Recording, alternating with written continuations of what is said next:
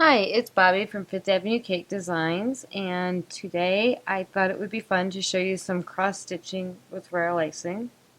And pretty much it's just the same as regular cross-stitching, and you can find a lot of patterns on the internet or make your own. I will have a grid available for you to download so you can make your own patterns if you want. So let's begin. Alright, so you don't need that many tools, just a few. You want a nice soft fine brush. You want a scriber. I have two here. And you want a little cup of cooled boiled water. And then of course you want royal icing at a soft pea consistency, and then I have a number 1 PME tip in here with my royal icing. So I'm going to bring my bag down nice and tight. Make a nice pad for my finger. Make sure I have a nice flow coming out before you even start, which I do. So right now what I'm going to do is pipe a square inside my square.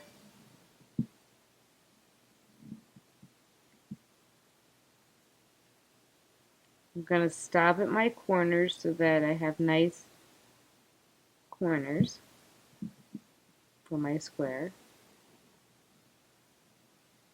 And pretty much this is just like if you were outlining to do a royal icing cookie that you were going to fill in.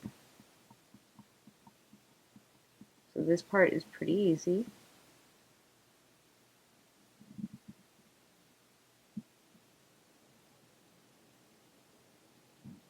Release pressure when you come down on your square.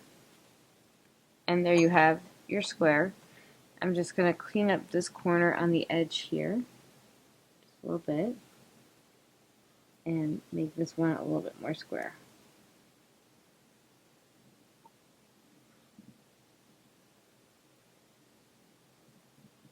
I'm just kind of fixing this so it's a little bit straighter and I have more of a corner. And that's what your brush is for. You can move your icing around. Alright, so the next thing you want to do, and it doesn't matter which center you start with, you can start this way or you can start this way. I like to pipe horizontally. So I'm going to find the center of my cookie. Sometimes you can, if depending on where it breaks, you can go back and reconnect it. I would much rather have a nice straight line that I didn't have a break in. Bring it to the end, release your pressure. Now what we're doing here is we're actually making the grid for, and that one I am going to just connect. Nope, I'm not. We're making the grid for our cross stitching. So if you had bought a cross-stitching pattern, it would come with what you need to bring that in. You want to have these kind of close. He kind of jumped up on me, so we're going to bring him back in. You want to make these pretty tight. Let me just start over there. The closer together you can get your lines, and that's why I like to work with a number 1 tip, because I can get a nice fine line pretty close together. The easier of a time you're going to have later on when you put your design in.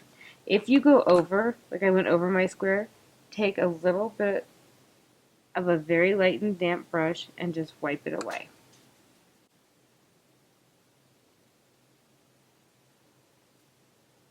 Make sure you keep your tip as clean as possible. So if you have, like I'm not sure this one's going to work out too well, we'll see. If you have a little bit of icing hanging from there, just grab it with your fingers and pull it off.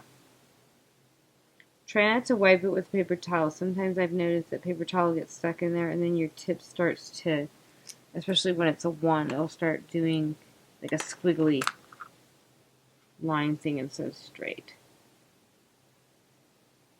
I'm just going to scooch him up just slightly.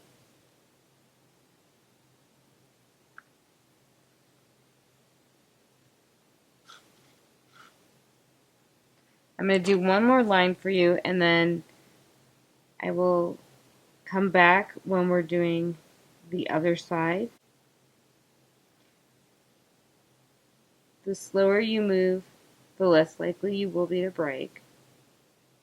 And if you keep your eye on the line above, it'll be easier for you to make that line straight. So I will come back when we're doing the other side so you can see the grid. So we have all of our horizontal lines on our square, and they're nice and perpendicular. And what I like to do is I'll turn my cookie so that I'm piping again horizontally. I find that it's easier. So again, I'm going to find the center. And the reason we want to make sure to start in the center is so that we have hopefully just as many lines on each side from the center line going across and going up, so that your grid is nice and even. So there's the first line, and then you're going to put in your second line, and whether you like to pipe over on top of your line or under, I tend to pipe downwards. It's easier for me, but do what's easy for you. And it's the same way. You're going to keep steady, even pressure. You want to keep your lines perpendicular, going straight across, so that you get a nice square to work with. And if you come off of your square, just take a dampened brush and cleanly wipe it away. Don't wait. If you go off your square, don't wait like for 4 or 5 lines to go ahead and wipe off that royal icing, because it will have become hard and you'll run the risk of cracking or breaking your grid. The grid is pretty fragile. Now I just broke a line, so I want to show you what you would do with that. You're going to take a lightly dampened brush and go in through the grid and pick up that line as you go. So I'm going to grab this first, I think.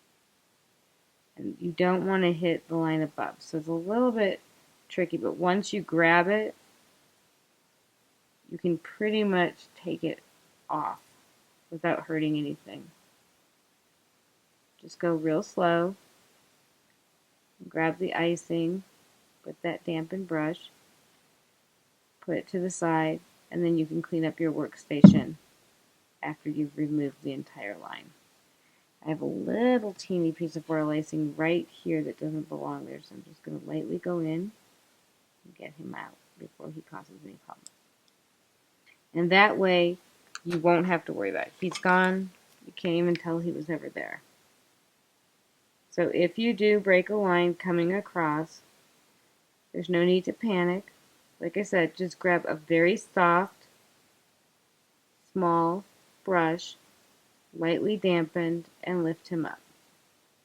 And sometimes you'll get lucky and he'll come up in one string. Now I'm going to go ahead and, I don't like where that went. I'm going to go ahead and keep piping my lines. I will come back and explain to you the next step. Alright, so now we have our grid and our squares are all made, and we can begin to cross stitch. So we're going to pick out a pattern and decide what we want to do. You could just do simple blocks at this point. You could do a flower.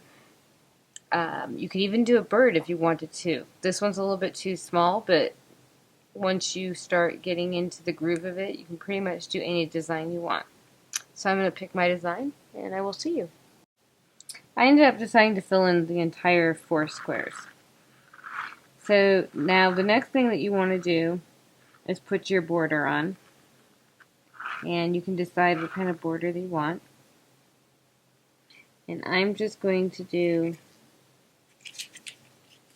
a little lace border to kind of go with the pattern that I have. So I'm going to bring this out and come back in.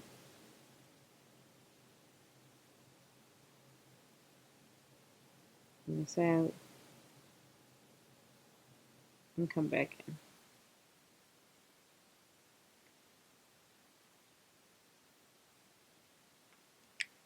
that one.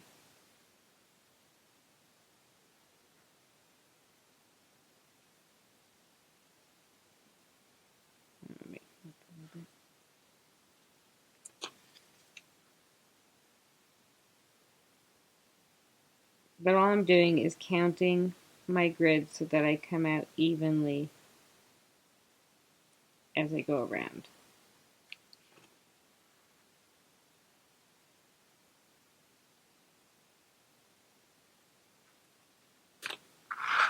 And I'm going to do that all the way around the cookie.